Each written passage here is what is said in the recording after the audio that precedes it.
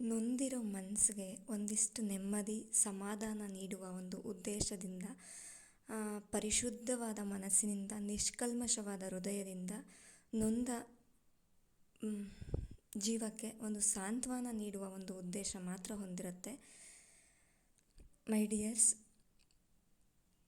ಕಂದಮ್ಮ, ಒಬ್ಬ ತಾಯಿಯಾಗಿ ನಿನ್ನ ನೋವನ್ನು ನಾನು ಅರ್ಥ ಮಾಡ್ಕೊಳ್ಬಲ್ಲೆ.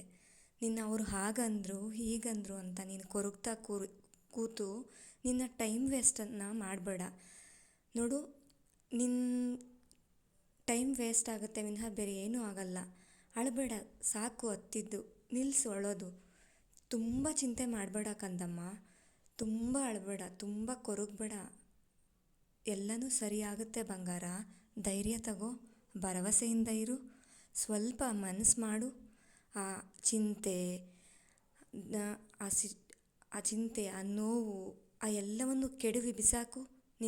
ನಿನ್ನ ಒಳಗಿರುವಂತಹ, ನಿನ್ನ ಒಳಗಿನ ಆಂತರ್ಯದಲ್ಲಿ ಅಡಗಿರುವಂತಹ ನಿನ್ನ ನೋವುಗಳೇನಿದೆ, ನೋವು, ದುಃಖ, ಹತಾಶೆ, ನಿರಾಶೆ, ಈ ಎಲ್ಲವನ್ನು ಕಿತ್ತು ಬಿಸಾಕು. ಧೈರ್ಯದಿಂದ ಏನಾದರೂ ಕೆಲಸ ಮಾಡೋದಕ್ಕೆ ಮನಸ್ಸು ಮಾಡು.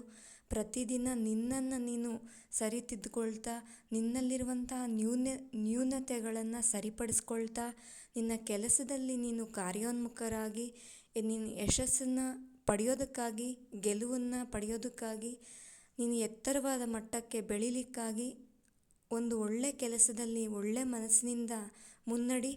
ಅವ್ರು ಹಾಗಂದರು ಹೀಗಂದರು, ಅವರು ಬಂದು ಹೆಲ್ಪ್ ಮಾಡಲಿಲ್ಲ, ಇವರು ಬಂದು ಹೆಲ್ಪ್ ಮಾಡಲಿಲ್ಲ, ಅವ್ರು ನನ್ನ ಬಗ್ಗೆ ಕೊಂಕು ಮಾತಾಡ್ತಾರೆ, ಇವ್ರು ನನ್ನ ಬಗ್ಗೆ ಕೊಂಕು ಮಾತಾಡ್ತಾರೆ, ಇವ್ರು ನನ್ನ ಅರ್ಥ ಮಾಡ್ಕೊಳ್ತಾ ಇಲ್ಲ, ಅವ್ರು ನನ್ನ ಅರ್ಥ ಮಾಡ್ಕೊಳ್ತಾ ಇಲ್ಲ ಅಂತ ನಿನ್ನ ಒಂದು ಸಮಯವನ್ನು ಯಾಕೆ ಹಾಳು ಮಾಡ್ಕೊಳ್ತೀಯ ಬಂಗಾರ, ಅಲ್ವಾ? ಒಬ್ಬ ತಾಯಿಯಾಗಿ ಈ ಮಾತನ್ನು ಹೇಳ್ತಿದ್ದೀನಿ. ನಿನ್ನನ್ನು ಯಾರು ಅರ್ಥ ಮಾಡ್ಕೊಳ್ಳದೇ ಇದ್ರೂ ಚಿಂತೆ ಬೇಡ, ಚಿಂತೆನೇ ಮಾಡಬೇಡ. ಆ ಎಲ್ಲವನ್ನು ಬಿಟ್ಟು ಒಂದೊಳ್ಳೆ ಮನಸ್ಸಿನಿಂದ ಮುನ್ನಡಿ, ಎಲ್ಲವೂ ಸರಿಯಾಗುತ್ತಲ್ವಾ? ಪ್ರತಿದಿನ ಒಬ್ಬ ವ್ಯಕ್ತಿ ತನ್ನನ್ನು ತಾನು ಸ್ವಲ್ಪವಾಗಿ ಸರಿಪಡಿಸ್ಕೊಳ್ತಾ ಹೋದರೆ ಒಂದು ಅದ್ಭುತವಾದ ರೂಪನೇ ಪ್ರತ್ಯಕ್ಷ ಆಗುತ್ತೆ. ಒಬ್ಬ ಶಿಲ್ಪಿ ಒಂದು ಶಿಲೆಯನ್ನು ಸ್ವಲ್ಪನೇ ಕೆತ್ತನೆ ಮಾಡಿನೇ ಅಲ್ವಾ ಅದ್ಭುತವಾದಂಥ ಶಿಲೆ ಆಗಿ ರೂಪುಗೊಳ್ಳೋದು. ಹಾಗೆ ನಾವು, ನಮ್ಮ ವ್ಯಕ್ತಿತ್ವ ಕೂಡ ಅಷ್ಟೇ ಬಂಗಾರ. ಹಾಗಾಗಿ ನೋಡ್ಕಂದಮ್ಮ, ನಿನ್ನಲ್ಲಿ ಏನೆಲ್ಲ ನೋವುಗಳಿದ್ರೂ ಆ ಎಲ್ಲ ನೋವುಗಳನ್ನು ಬಿಟ್ಟು ಪರಿಶುದ್ಧವಾದ ಮನಸ್ಸಿನಿಂದ ಇನ್ನು ಒಂದು ಹೃದಯದಲ್ಲಿ ನಿನಗೆ ನೀನೇ ಒಂದು ಸ್ಫೂರ್ತಿ ತಗೊಂಡು ಆ ಎಲ್ಲವನ್ನು ಕೆಡವಿ ಬಿಸಾಕಿ ಧೈರ್ಯದಿಂದ ಮನಸ್ಸು ಮಾಡು. ಖಂಡಿತ ನೀನು ಗೆಲ್ತೀಯ, ನಿನ್ನ ಕೈಲಾಗುತ್ತೆ. ಯಾರು ನಿನ್ಗೆ ಹೇಳ್ದವರು ನಿನ್ನಲ್ಲಿ ಶಕ್ತಿ ಇಲ್ಲ, ಸಾಮರ್ಥ್ಯ ಇಲ್ಲ, ನೀನು ಕೆಲ್ಸಕ್ಕೆ ಬಾರ್ದವನು? 1000 ಜನ 1000 ಮಾತಾಡ್ತಾರೆ ಕಂದಮ್ಮ, ಆದರೆ ನಿನಗೆ ಬುದ್ಧಿ ಇಲ್ವಾ ಬಂಗಾರ? ಹೇಳು. ಆ ಪರಮಾತ್ಮನೇ ಜೊತೆಯಲ್ಲಿ ನಿನ್ನ ಆತ್ಮದಲ್ಲಿ ಸದಾ ನೆಲೆಸಿರುವಾಗ ಯಾರ ಹಂಗೇಕೆ, ಅಲ್ವಾ? ನೋಡು, ಮನಸ್ಸು ಮಾಡು.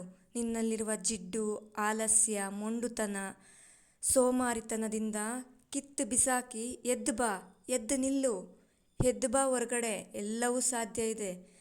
ಪ್ರಕಾಶಮಾನವಾದಂಥ ಸೂರ್ಯನ ಬೆಳಕನ್ನು ನೋಡಿ ಈ ದಿನವನ್ನು ನಗುವಿನಿಂದ ಪ್ರಾರಂಭ ಮಾಡು. ನಿನ್ನ ಆ ಎಲ್ಲ ನೋವುಗಳನ್ನು ಕಿತ್ತು ಬಿಸಾಕಿ ಹೊರಗಡೆ ಬಾ, ಎಲ್ಲವೂ ಒಳ್ಳೆಯದಾಗುತ್ತೆ.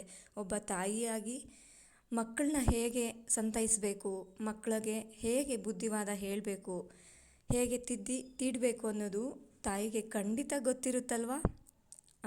ಆ ತಾಯಿಯಾಗಿ ಈ ಮಾತನ್ನು ಹೇಳ್ತಿದ್ದೀನಿ. ನೀನಿಡುವಂತಹ ಪ್ರತಿ ಹೆಜ್ಜೆಯಲ್ಲೂ ಈ ನಿನ್ನ ತಾಯಿ ಸದಾ ನಿನ್ನ ಜೊತೆಗಿರ್ತಾಳೆ ಕಂದಮ್ಮ. ಹೆದರಬೇಡ. ಮುಂದೆ ಪುಟ್ಟ ಹೆಜ್ಜೆಗಳನ್ನಿಡ್ತಾ ಆ ಪುಟ್ಟ ಹೆಜ್ಜೆಗಳೇ ನಿನ್ನ ಒಂದಿನ ಎತ್ತರವಾದ ಮಟ್ಟಕ್ಕೆ ಬೆಳೆಸುತ್ತೆ. ಅಂದರೆ ಪ್ರಯತ್ನ ಮಾಡಬೇಕು. ಪುಟ್ಟ ಹೆಜ್ಜೆಗಳನ್ನ ಇಟ್ಟು ನಡೆಯೋದನ್ನು ಪ್ರಾರಂಭ ಮಾಡಬೇಕು. ನಡೆಯೋದನ್ನು ಪ್ರಾರಂಭ ಮಾಡಿದಾಗಲೇ ಅಲ್ವಾ ಏನಾದರೂ ಮಾಡ್ಲಿಕ್ಕೆ ಸಾಧ್ಯ. ಕೂತಲ್ಲೇ ಕೂತ್ಕೊಂಡ್ರೆ, ನಿಂತಲ್ಲೇ ನಿಂತ್ಕೊಂಡ್ರೆ ಏನಾದರೂ ಸಾಧ್ಯ ಆಗುತ್ತಾ, ಅಲ್ವಾ? ಎಲ್ಲ ಒಳ್ಳೆಯದಾಗತ್ತೆ ಬಂಗಾರ, ಎಲ್ಲ ನಿಜವಾಗಿಯೂ ಎಲ್ಲ ಒಳ್ಳೆಯದಾಗತ್ತೆ. ನಂಬು ನನ್ನನ್ನು, ನನ್ನ ಮಾತನ್ನು ನಂಬು.